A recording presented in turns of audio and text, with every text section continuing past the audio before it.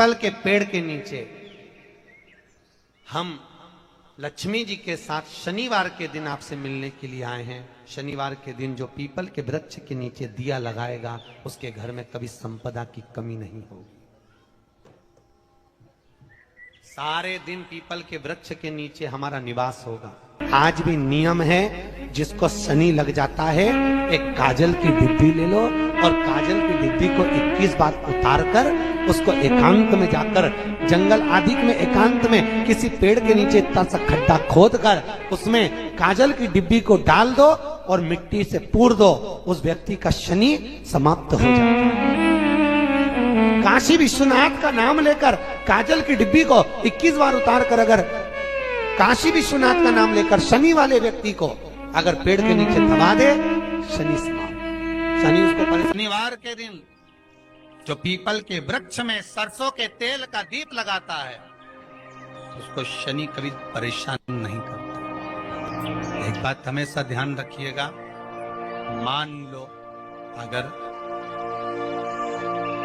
कोई भारी रोग ऐसा शनि महाराज के कारण हो गया हो, अच्छे काम करते करते उल्टे हो रहे हैं, होते हैं किसी किसी के साथ में, विपरीत परिस्थितियां आ जाती है, अच्छा करने जाओ बुरा हो जाता है, अच्छा कर्म करने जाओ बुरा हो जाता है। तो पीपल के वृक्ष की जो छाल होती है, छाल देखिए पीपल के वृक्ष में जो छाल लगी होती है, उस छाल को घिसकर चंदन बनाकर भगवान शंकर का स्नान कराकर अभिषेक कराकर पूजन कराकर, पूजन कराने के बाद में पिपलेश्वर महादेव का नाम लेकर, कौन से महादेव? पिपलेश्वर महादेव का नाम लेकर वो जो घिसी हुई छाल होती है उस छाल का तिलक भगवान शंकर को लगा लो और उसी का थोड़ा सा भाग अपने कंठ पर मस्तक पर लगाना प्रारंभ कर दो। धीरे धीरे जो विपरीत दशा है वो सुधरना प्रारंभ हो जाती है। पर नाम याद रखना, पिपलेश्वर, जम के बोलिए पिपलेश्वर महादेव। एक देवता ऐसे हैं जिन्होंने दूसरे का हिस्सा खाने का प्रयास करा था और आज भी उस देवता से दुनिया डरती है। और उन्होंने दूसरे का हिस्सा खाने का प्रयास करा था तो शंकर भगवान ने उसको भी नहीं छोड़ा। कौन से देवता?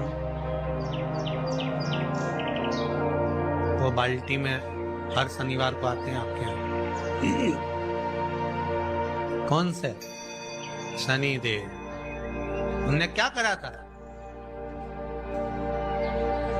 भगवान सूर्य नारायण ने अपने सारे पुत्रों को देखा, सारे पुत्रों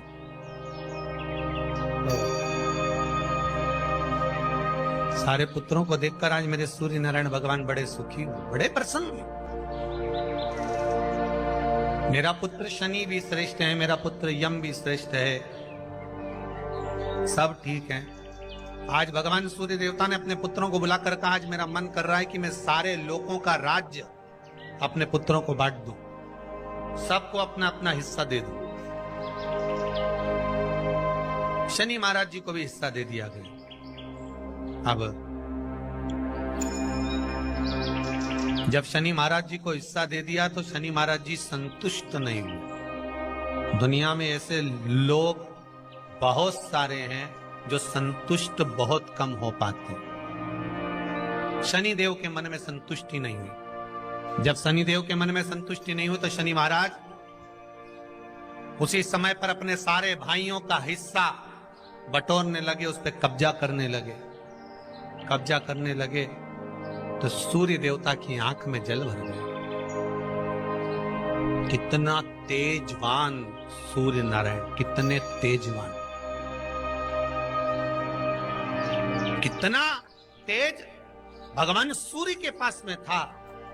पर शनि महाराज को देखकर आज रो रहे हैं। शनि महाराज को, शनि महाराज ने अपने भाइयों के इस हिस्से पर क्या कर लिया? सूर्य नारायण भगवान की आंखों में जल भर गया कि मेरा पुत्र ऐसा कर रहा है। शनि को बुलाया सूर्य नारायण भगवान ने, समझाया और नहीं माना। किसी किसी की नियत होती है कि इसको इतना कैसे दे दिया, अम्मा ने इसको इतना कैसे दे दिया, पिताजी ने इसको इतना कैसे दे दिया, मैं तो कब्जा करूंगा, दुकान नहीं छोड़ू, घर नहीं छोड़ू, ये नहीं छोड़ू, वो नहीं छोड़ू। मत छोड़, एक दिन संसार छोड़कर जाना पड़ेगा।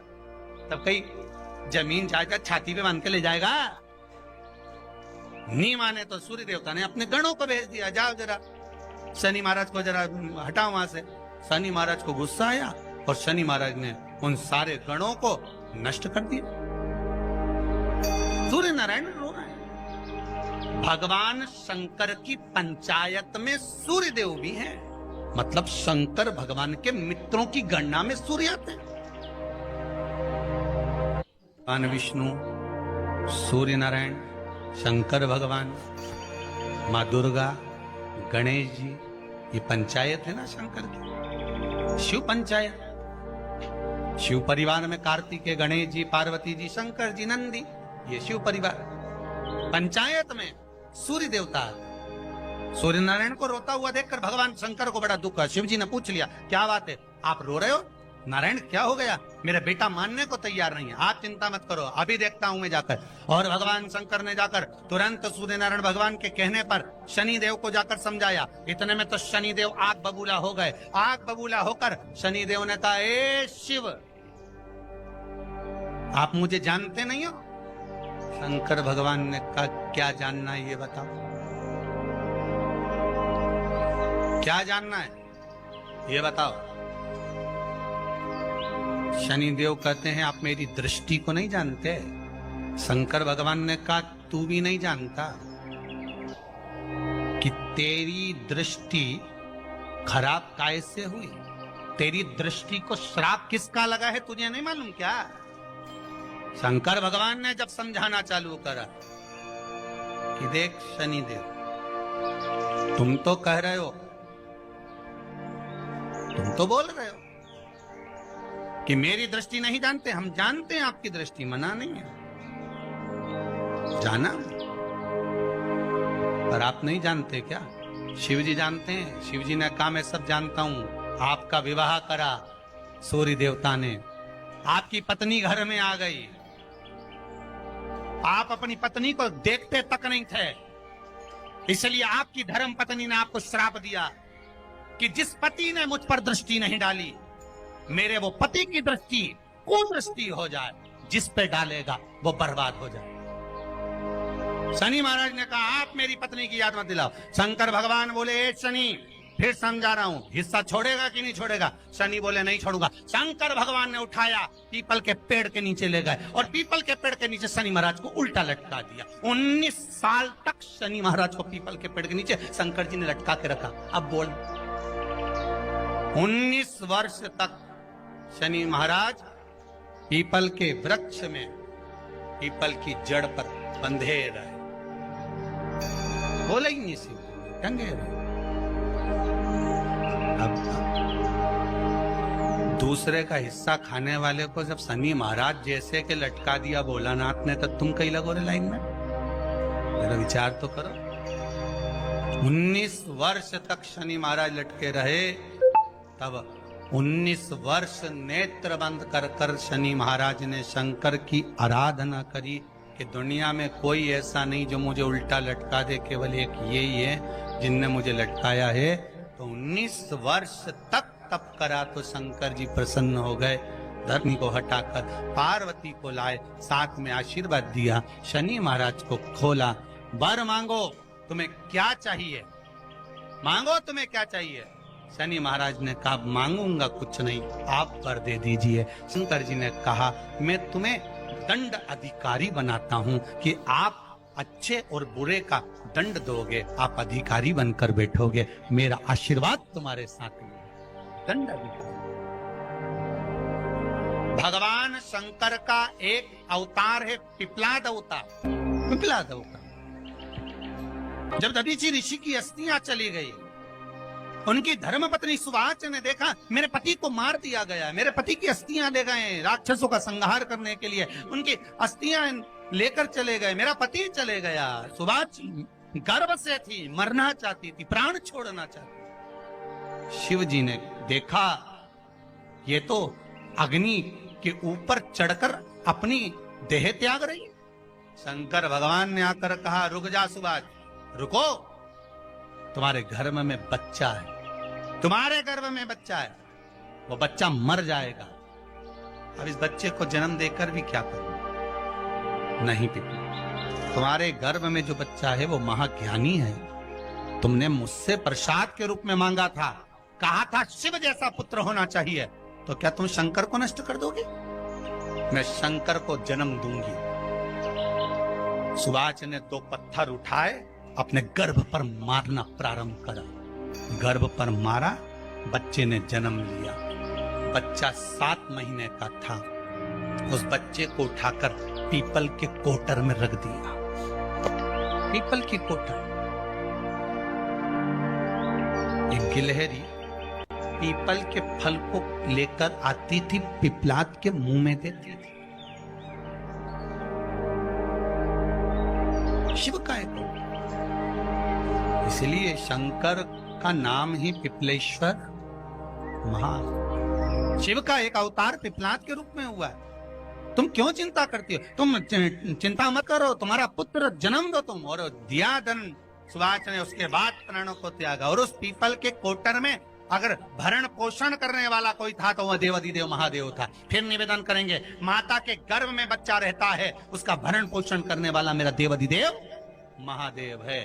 अगर जन्म उसने दिया है तो मृत्यु भी वो देगा। अगर तुमको कुछ ज्ञान दिया है तो अच्छी जगह पर भी वही पहुंचाएगा। आप जो अभिलाषा लेकर आते हैं, बच्चे कहते हैं हमारी नौकरी नहीं है, सर्विस नहीं है, हम इस कॉलेज में पढ़ना चाहते हैं, हम इस जगह जाना चाहते हैं, हम इस पद पर जाना चाहते हैं, बस इतना याद रखना, तुम्हारा भाग्य बुरा नहीं होता। कभी भी याद रखना, संसार में जिसको भगवान ने जन्म दिया उसकी किस्मत कभी बेकार नहीं हो सकती। अगर भगवान तुम्हारी किस्मत बेकार होती तो जानवर बनाकर पैदा करता, इंसान बनाकर नहीं। किस्मत अच्छी थी इसलिए इंसान बनकर पैदा, जानवर बनाकर पैदा नहीं करा। अगर तुम्हारी किस्मत अच्छी थी इसलिए मनुष्य बनकर पैदा हुए हो, इंसान बनकर पैदा हुए हो, मानव बनकर पैदा हुए हो। भगवान को दोष मत देना कि भगवान ने किस्मत बेकार दी है। भगवान ने किस्मत अच्छी बनाई है इसलिए तुझे मृत्यु लोक में जन्म दिया। भगवान ने भाग्य अच्छा बनाया इसलिए तुझे शिव महापुराण की कथा सुनने का मौका दिया। नहीं तो भाग्य में नहीं होती तो कहां से मिल जाती? किस्मत अच्छी है तो भगवान फिर नौकरी भी लगाएगा, धंधा भी करवाएगा, सर्विस भी कराएगा, विवाह भी करेगा, शादी भी करेगा, मकान भी बनाएगा, जायदाद भी देगा, संतान भी देगा। उसने दिया है पेट तो भरेगा वही। हम काय को अपने माथे पर ले? मैंने इतनी पढ़ाई कर ली, मैं इंजीनियर हो गया, मैं ये बन गया, मैंने तो ये कर लिया, उसके बाद भी मैं घर में बैठा हूं, मेरा छोरा घर में बैठा, इतना पढ़ने के बाद बैठा। जन्म उसने दिया है, भाग्य उसका है, किस्मत उसकी है, तो कहो उसको कि शंकर का भजन कर, मंथन करे, मक्खन निकलेगा और घी भी जरूर बनेगा। हारना मती। जब तेरे 3.5 करोड़ बार गिनती मत करना, गिनती वो करेगा। तू तो भज, तू कुबेरेश्वर का स्मरण कर, तू महाकाल का स्मरण कर, तू काशी विश्वनाथ का स्मरण कर, तू महाकाल राजा का स्मरण करके तो देख। शिव का भजन कर, 1 लोटा पानी ले जाकर रोज चढ़ा शंकर जी के मंदिर में जा। शिव से भजन करने में क्या देरी? नहीं जा सकता शिव मंदिर में जाने में? बच्चों को अगर शर्म आती हो तो बेलपत्री के पेड़ के नीचे पानी चढ़ाया। वो भी नहीं कर सकता तो पीपल के पेड़ के नीचे चढ़ाया। वो भी नहीं कर सकता तो आंवले के पेड़ के नीचे चढ़ाया। पर कहीं जुड़ तो सरी, एक बार साध तो सरी, पकड़ने का प्रयास तो करो परमात्मा। शनिवार का दिन है जिस दिन अपन इस दरिद्रता से मिलने के लिए पीपल के पेड़ के नीचे आए हैं। हिंदू धर्म में ये दिन पीपल के वृक्ष के लिए पूजनीय होगा। जो भी शनिवार के दिन पीपल के वृक्ष की पूजन करेगा, दूध चढ़ाएगा या मिष्ठान का भोग लगाएगा, लक्ष्मी और नारायण उसके घर में प्रवेश कर जाएगा। लक्ष्मी और नारायण उसके घर में प्रवेश करेगा, इसलिए नियम बनाया। कौन से दिन का? शनिवार। लक्ष्मी जी बोली, नारायण आपने तो 1 दिन का वार लिख दिया। शंकर जी ने 7 वार बनाए हैं, रविवार, सोमवार, मंगल, बुध, गुरु, शुक्र और शनि।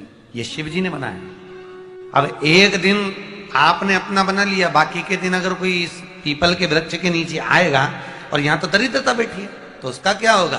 भगवान नारायण बोले, सुन दरिद्रता, तेरे से एक विनती है, अगर कोई भी मनुष्य इस पीपल के पेड़ के नीचे अगर 7 दिन में आता है और उसके हाथ में अगर कोई सामग्री होती है तो तू उसके घर में प्रवेश नहीं करेगी। नियम है पीपल के वृक्ष का, या तो पानी का लोटा लेकर जाओ, कुंकू का चोपड़ा लेकर जाओ, शक्कर लेकर जाओ, या पेड़ के नीचे चींटी को डालने के लिए आटा ले जाओ, पर खाली हाथ पीपल के वृक्ष के नीचे कभी मत जाओ, कभी नहीं। खाली हाथ जाओगे तो दरिद्रता तुम्हारे घर में प्रवेश करेगी। दरिद्रता उठकर खड़ी होकर बोली, नारायण तुमने अपनी मनमानी करी है, एक दिन मुझे भी मेरा चाहिए। भगवान ने कहा बोल कौन सा दिन चाहिए। दरिद्रता कहती है रविवार के दिन इस पीपल के वृक्ष के नीचे मैं दिन भर नृत्य करूं, इसमें रहूं, और जो यहां आए रविवार को मैं उसके घर में प्रवेश करूं। भगवान ने कहा ठीक है। दरिद्रता रविवार का दिन एक ऐसा दिन रहेगा जिस दिन तू इस पीपल के वृक्ष के नीचे नृत्य करेगी, और जो आएगा इस पीपल के वृक्ष के नीचे तो उसके साथ प्रवेश करेगी। मैंने तुझे वर दिया। इसलिए हमारे यहाँ केवल पीपल का वृक्ष अगर दीवार में भी लग जाता है ना, किसी की फैक्ट्री की दीवार में, किसी के घर की दीवार में पीपल का वृक्ष अगर लग जाता है, पीपल का पौधा लग जाता है, उसको कितना भी तोड़ लो वो वापस लग जाएगा। फिर तोड़ोगे फिर लग जाएगा। अगर पीपल के पौधे को तोड़ना है तो केवल रविवार का दिन एक नींबू, एक मिर्ची और बमूल का कांटा, ये 3 चीजें रखने के बाद में आधे घंटे बाद रविवार के दिन पीपल के पेड़ को उखाड़ कर फेंक दो। दूसरी बार कभी पीपल दीवार में लगता ही नहीं, कभी नहीं लग सकता। केवल एक रविवार का, केवल एक संडे, इतवार का। घर में दीवारों पर अगर पीपल लग भी गया है, इसलिए पीपल के वृक्ष को उखाड़ने का, अगर घर में पीपल लगा हुआ है या पीपल का पौधा हमारे घर में लग गया, उसको उतारना, निकालना, लगाना, तो पीपल के वृक्ष को अगर निकाला जाता है तो रविवार के दिन, और अगर पीपल के वृक्ष को कहीं लगाया जाता है तो सोमवार के दिन या मंगलवार के दिन, बुधवार के दिन, इन दिनों में लगा सकते पीपल के वृक्ष कहीं लगाना। शनिवार का दिन एक ऐसा दिन होता है जिस दिन पीपल के वृक्ष को कहीं जाकर लगाया नहीं जाता, क्योंकि शनिवार के दिन पीपल के वृक्ष के नीचे लक्ष्मी रहती है। हम अपने हाथों से अगर पीपल का वृक्ष किसी दूसरी जगह पर शनिवार को रोपित करते हैं तो हमारे घर की लक्ष्मी अपने घर से छिन्न होकर चली जाती है। इसलिए शनिवार के दिन पीपल लगाया नहीं जाता, किसी के घर जाकर उसको वापस पलटा नहीं जाता। लग गया उसको। प्रभु मेरी धर्म पत्नी को कहाँ रखूं आप बताओ। वो तो जहां यज्ञ होता है, अनुष्ठान होता है, दान होता है, पुण्य होता है, सत्कर्म होता है, वहां जाने को तैयार नहीं। अब करूं क्या। भगवान ने बोला एक काम करो। दुर्वासा जी बोले जिसके यहां रात्रि में बर्तन झूठे पड़े रहते हो उसके घर में इस दरिद्रता को लेकर तुम प्रवेश कर जाना।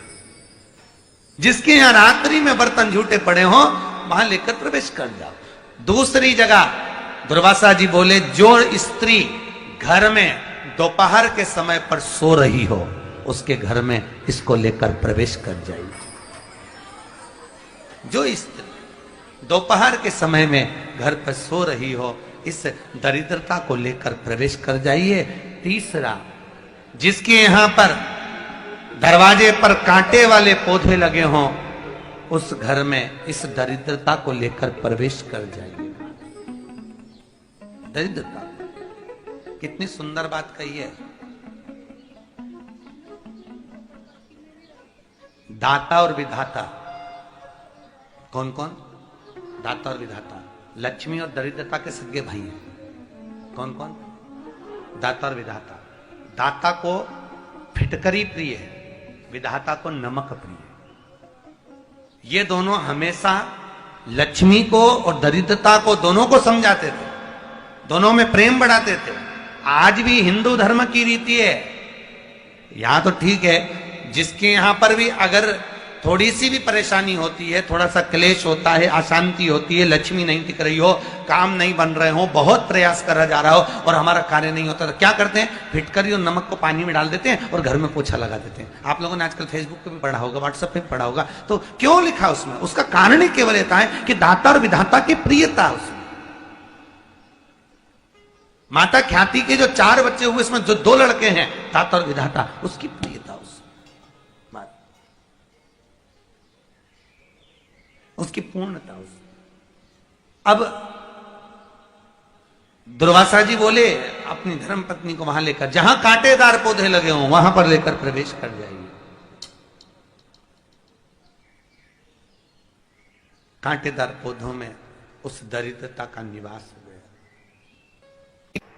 आए जब कष्ट, बहुत कष्ट का जीवन चल रहा हो, बहुत कष्ट की जिंदगी चल रही हो, ध्यान लगाना, अगर कष्ट का जीवन चल रहा हो, तकलीफ की जिंदगी चल रही हो, 5-7 सोमवार, या तो 5 सोमवार या 7 सोमवार, हाथ में दुर्वा,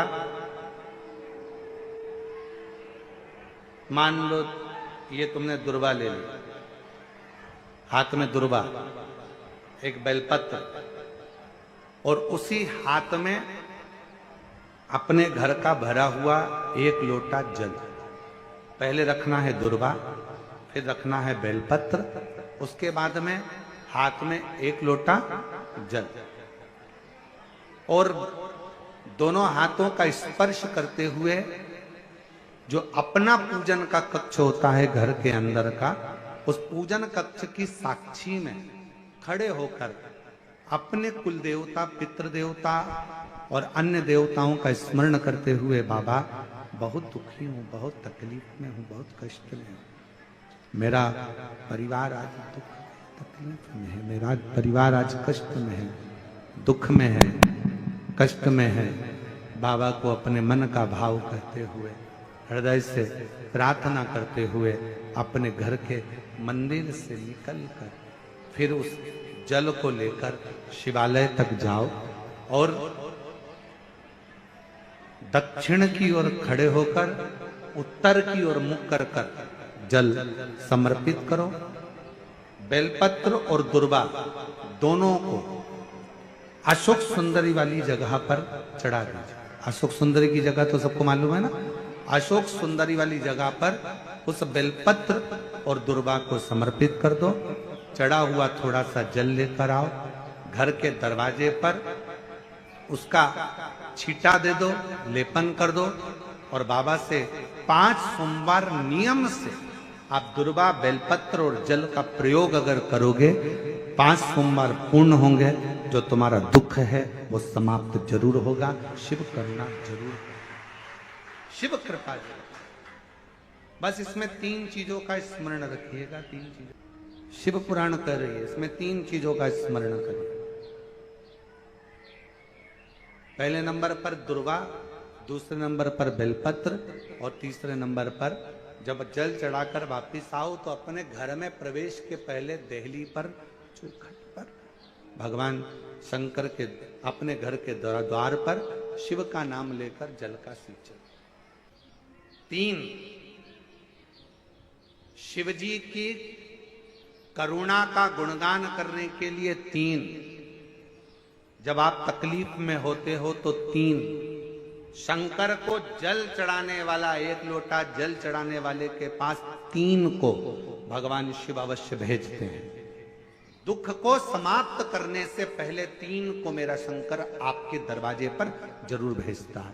पहले नंबर पर मां आद्य शक्ति दुर्गा को आपकी पड़ोसन के रूप में, आपके रिश्तेदार के रूप में, आपके कुटुंबी के रूप में, आपके संबंधियों के रूप में, किसी ना किसी के रूप में आपके पास भेजकर बोलेंगे, क्यों घबराती हो, क्यों चिंता करती हो, क्यों टेंशन लेती हो। मैंने सुना है कथा में, बाबा ने ये बताया था, एक काम कर, 1 बेलपत्र, 1 दुर्वा लेकर जा, बताएगी, आएगी, बैठेगी, सुंदर, उस दिन उसका चेहरा देखोगे आप तो आपको लगेगा ये मेरी पड़ोसन नहीं हो सकती। उसका चेहरा देखोगे तो आपको लगेगा ये मेरी देवरानी नहीं, ये मेरी जेठानी नहीं, ये मेरी ननंद नहीं, ये मेरा रिश्तेदार नहीं। आज इसका चेहरा कुछ और बोल रहा होगा। जब होगी तब कोई तुम्हारे कहेगा, धीरे से, सामने नहीं आएगा तो सुंदर स्वरूप धारण कर कर स्वप्न में आकर कहेगा। ऐसा लगेगा कोई तुम्हें जगा कर कह रहा है कि तू घबराना मती, तू ये कर लेना, समझ। धीरे से, सामने नहीं आएगा तो सुंदर स्वरूप धारण कर कर स्वप्न में आकर कहेगा। ऐसा लगेगा कोई तुम्हें जगा कर कह रहा है कि तू घबराना मती, तू ये कर लेना, समझ लेना, मेरे बाबा ने अपनी अर्धांगिनी पार्वती को तुम्हारे पास भेज दिया। मेरे शिव ने अपनी पत्नी को तुम्हारे पास भेज दिया, अपनी अर्धांगिनी को भेज दिया। दूसरे नंबर पर मेरे भोले बाबा, मेरे शंकर, मेरे त्रिकालदर्शी, मेरे करुणा सागर, मेरे शंकर दूसरे नंबर पर अपने गण भृंगी को भेज देते। शिव जी के गण श्रृंगी और भृंगी का कर्म क्या? श्रृंगी शिव से दूर नहीं होता और भृंगी शिव जी की आज्ञा पाकर शंकर के भक्त के पास जाकर बैठता है। शिव जी अपने दूसरे पात्र को भेजते हैं भृंगी को